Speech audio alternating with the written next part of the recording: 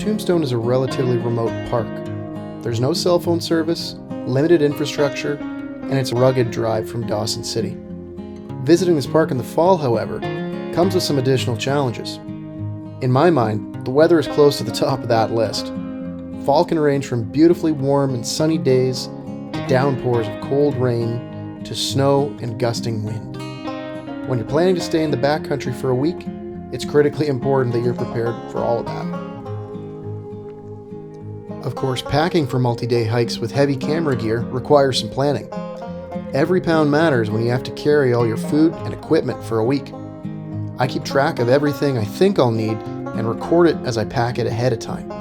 This way, when I arrive at the park, I can be confident that I haven't forgotten anything and start my hike stress-free.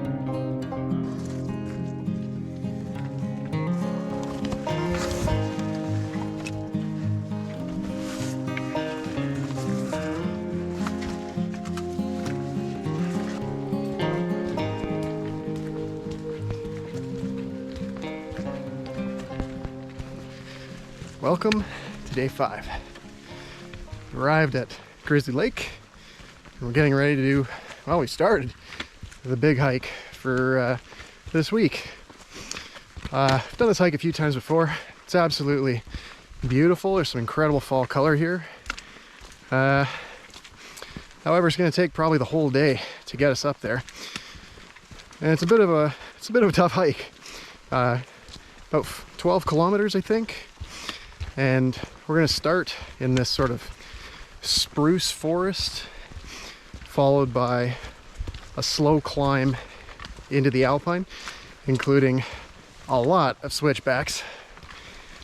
And then, once we're in the alpine, we kind of stay there for a while.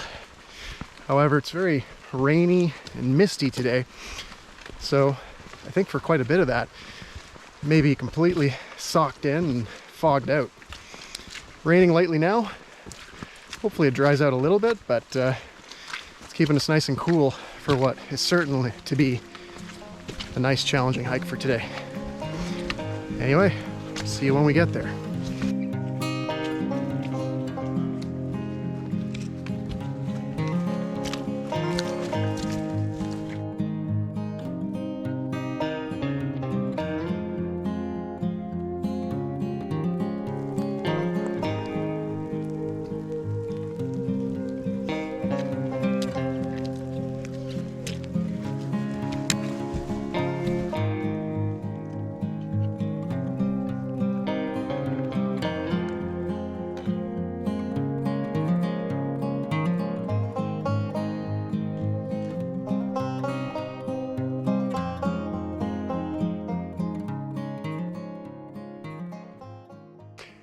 We're up to the first ridge.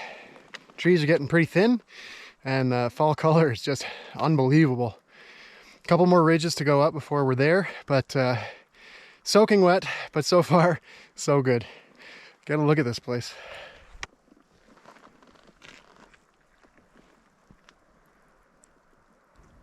Knowing that this hike would take us nearly the whole day, we prioritized maintaining hiking progress over stopping to take photographs. As a result, I don't have any photographs from the hike into Grizzly Lake.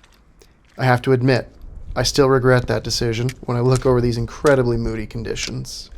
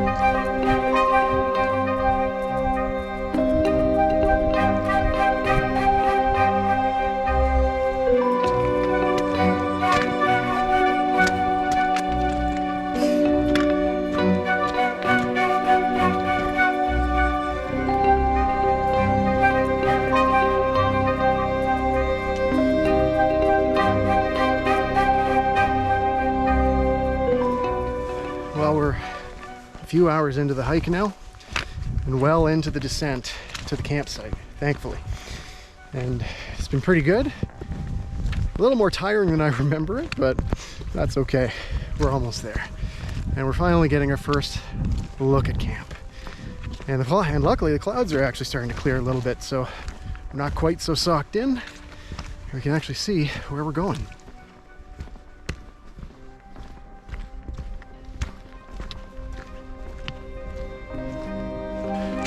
Not bad, right?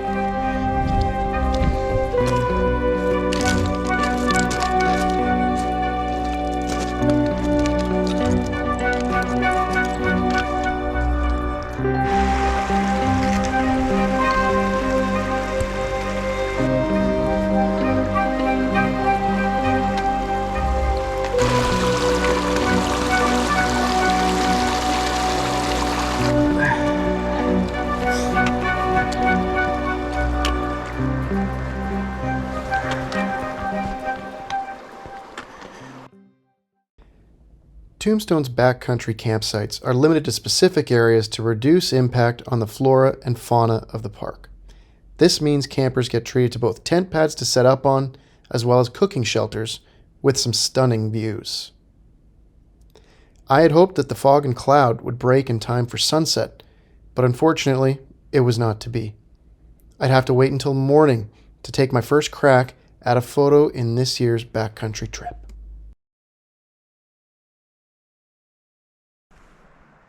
Okay, so we're just a little bit before sunrise now, and out trying to take some photos of Grizzly Lake. Conditions are interesting. Looks like we've got a bit of low cloud that's rolled in, and it's starting to dissipate before sunset. So I've been taking a few images before it's all gone, but it's pretty interesting.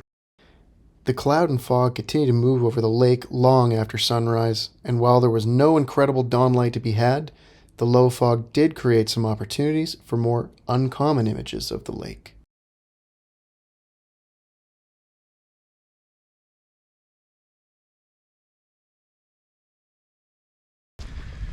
Day 5? Yeah, I think it's day 5. Or is it 6? I'm not sure. Anyway, after a quick breakfast, some photos not far from camp, we're now en route to my second least favorite part of the hike, and that's going up Glissade Pass, which is fairly steep, and the only hike I like less than this one is coming up the other side of it, which we'll do in a few days as well. So this will be very tiring, but we'll see how we do.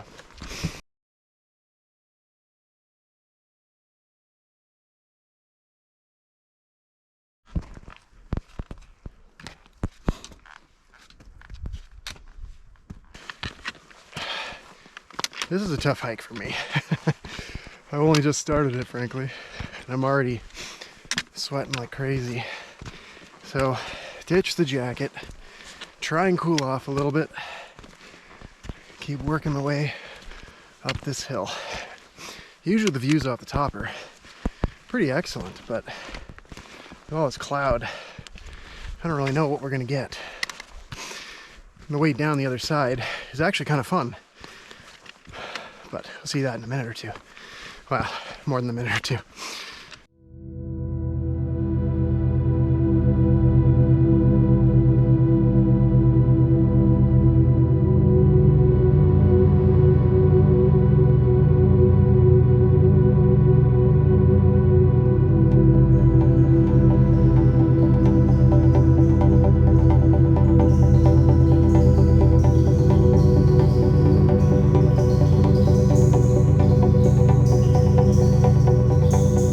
Almost every time I do this hike, I get to the top of the pass, have a snack, and get moving. And frankly, that's always a shame. The views from the top of this pass can be really breathtaking and absolutely worth the time to photograph.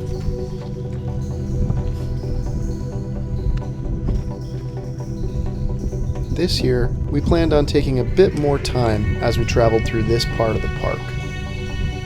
I did want to commemorate the hike with an image of Dean at the top of the pass, triumphant, after our ascent. But I also wanted to capture the view into the North Klondike Valley, a scene I've never photographed before.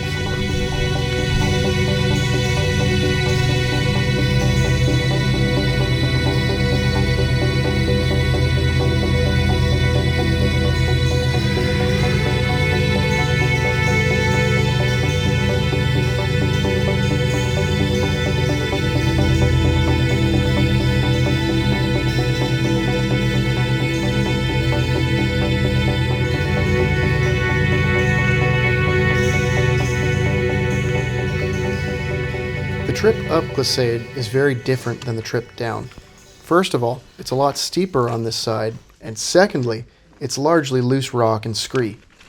At first, the ground can feel very unstable under your feet. The feeling of the ground sliding down the hill with you can be very unnerving at first. After a while, though, the loose rock can almost feel welcome, helping you move down the hill with fewer steps. Coming back up the hill, however, is an entirely different story. After our trip down the hill, it was a short hike to our destination for the evening, and little did we know that our luck was about to change.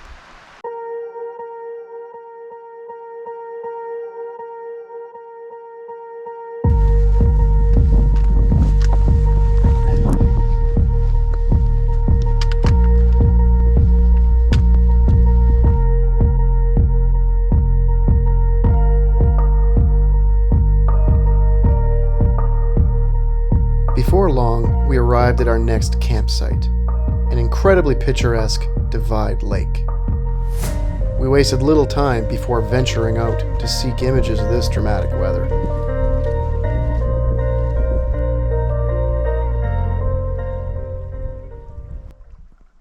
So we were out scouting, looking for compositions to shoot for this afternoon, and the conditions got really good, so we started shooting right away. And I found this really cool scene here with some nice leading lines. However, because the conditions are changing so fast, I'm going to have to do quite a number of exposures in order to combine them and get the best elements of those into one image. Probably one for a long exposure on the water, one to freeze the action in any of the foliage that happens to be in it, and then another, because it's an extremely high dynamic range scene, another one to actually capture all the detail in the sky. And I don't know, that's probably it. In order to do this, I've had to keep my tripod in a fairly precarious position with one foot in the water, another on the edge of a rock, and another on another edge of a rock, so I have to be very careful in setting this up. However, it is a pretty scene.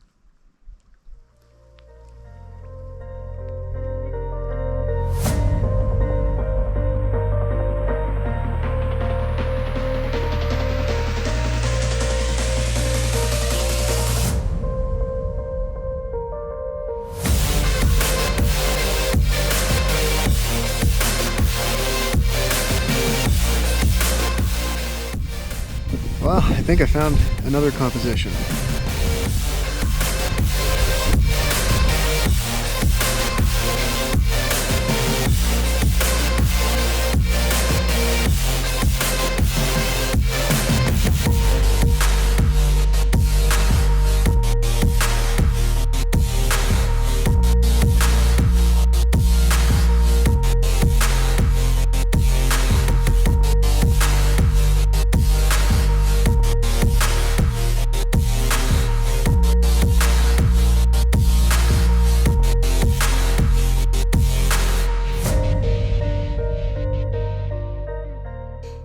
So it's near sundown now, and the light is just about gone.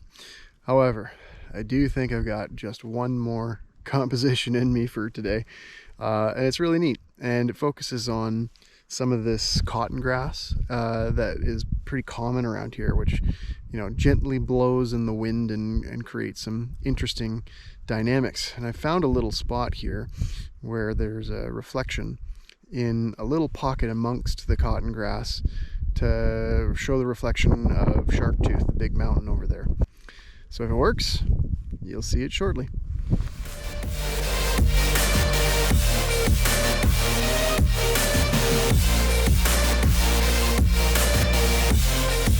After a tough hike, long day, and a really productive afternoon of photography, we were eager to call it a night. Once again, however, the Yukon had other plans.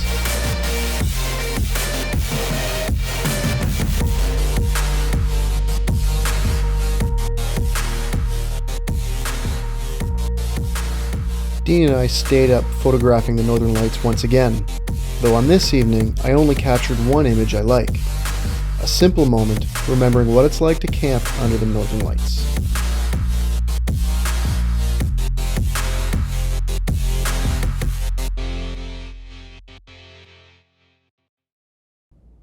Altogether, the first 2 days of this backcountry adventure presented a wild ride. Going from feeling like we may capture nothing at all, to finding incredible light that lasted for a whole afternoon, to seeing our first northern lights in the backcountry. It's that excitement and wonder for what's going to happen that I love most about landscape photography. You never really know how things are going to go. I often worry about conditions not working out and coming home empty-handed. But like so many trips before this one, incredible conditions have a way of sneaking up on you and presenting some outstanding opportunities. Even though we finished the day exhausted, the start to this adventure foreshadowed some of the excitement to come. If you've enjoyed this video, be sure to join me next time where we continue to explore Tombstone's backcountry. Thanks for watching.